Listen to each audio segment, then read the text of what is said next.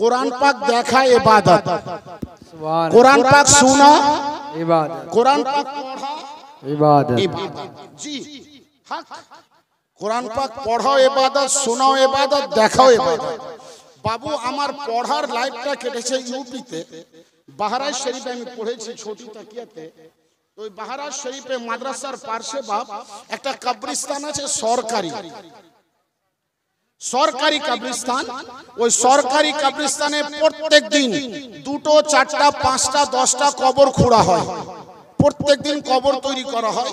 একদিন কবর খুঁড়তে গিয়ে বাপ একটা কাফন বেরিয়েছে দবদবে সাদা। কি রঙের কাফন? সাদা, কোন রকম দাগ নাই, কোন রকম কিছু নাই। বহু তলায় গিয়ে সাদা চাদর, সাদা কাফন। যারা কবর খুঁড়ছিল তাদের মনে রহস্য হলো এর কাফনটা সাদা কেন? একটু মাটিকে আস্তে করে হটায়, আর কোদাল বাবা মারেনি, হাত দিয়ে মাটি হটিয়ে দেখছে গোটা লাশটা তাজা। বলবেন না গোটা লাশটা তাজা? ইয়া আল্লাহ, এ লাশটা কার? কাফন থেকে কাপড়টা হটিয়েছে, মুখের দিক থেকে কাপড়টা হটিয়ে দেখছে তো একটা তাজা লাশ শুয়ে আছে। আর গ্রামের বয়স্ক লোককে ডেকেছে, কিছু বয়স্ক লোককে ডেকে জিজ্ঞাসা করছে এটাকে কি চিনতে পারছেন, এটা কার লাশ, কতদিন আগে দাফন হয়েছে? তো বয়স্ক লোকের মধ্যে একজন বলে ফেললেন হ্যাঁ হ্যাঁ, এটা আব্দুর রহমানের লাশ। কার নাম? আব্দুর রহমানের লাশ। বলে কতদিন আগে ইন্তেকাল করেছে? বলে আজ থেকে 35 বছর আগে ইন্তেকাল করেছে। বাবু 35 বছর আগে ইন্তেকাল করেছে, তার লাশ তাজা, কাফন তাজা। अब গ্রামের লোক हैरान হয়ে গেল। লোকটা কত বড় আবিদ ছিলেন, লোকটা তাহাজ্জুদ গুজার ছিলেন, লোকটা আওয়াবিন ও ইসরাক পড়নে ওয়ালা ছিলেন।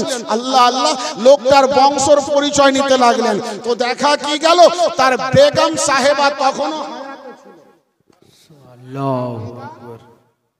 সাহেবা তখনও হায়াতে।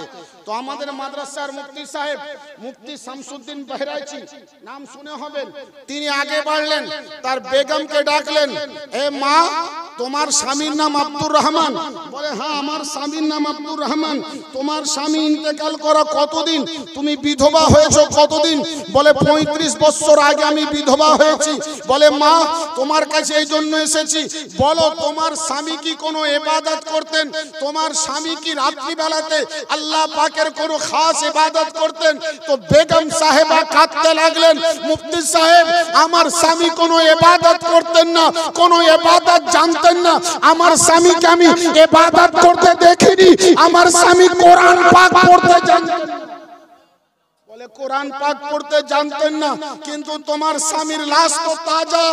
বলে মুফতি সাহেব আমার স্বামী গরিব ছিলেন, প্রত্যেক দিন গাধাতে করে গ্রামে গ্রামে সিল নোড়া বিক্রি করত। মুফতি সাহেব আরো আশ্চর্য যে সিল নোড়া বেচনে वाला, মশলা বাঁটনে वाला, সিল বেচনে वाला এত কিসমত वाला কেন? বেগমকে বলে মা তোমার স্বামীর কোন একটা ইবাদত তো বলবে। তখন ওই বিধবা মহিলা বলে হুজুর আমি প্রত্যেক রাতে কোরআনে পাক তেলাওয়াত করতাম, আর আমার স্বামী গাধাগুলো বেঁধে দিয়ে গোসল করে নিয়ে কোরআন তেলাওয়াত জানতেন না, কোরআন পাকটা হাতে নিতেন, প্রত্যেক লাইনে আঙ্গুল বুলাতেন আর বলতেন আল্লাহ যা বলেছে সব সত্য বলেছে, আল্লাহ যা বলেছে সব সত্য বলেছে। আমার স্বামী কোরআন তেলাওয়াত জানতেন না, কোরআনে আঙ্গুল বুলাতেন। আমার স্বামী কোরআন পড়তে জানতেন না, কোরআনে আঙ্গুল বুলাতেন আর বলতেন আল্লাহ যা বলেছে সব সত্য বলেছে।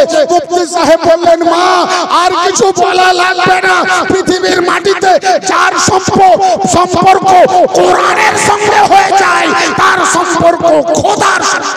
সুবহানাল্লাহ, নারে তাকবীর, নারে रिसालत, उलमाए अहले सुन्नत, मसलके आला हजरत, रज़ाए मुस्तफ़ा कॉन्फ्रेंस, अज़मते कुरान, मजहबे इस्लाम, नारे तकबीर।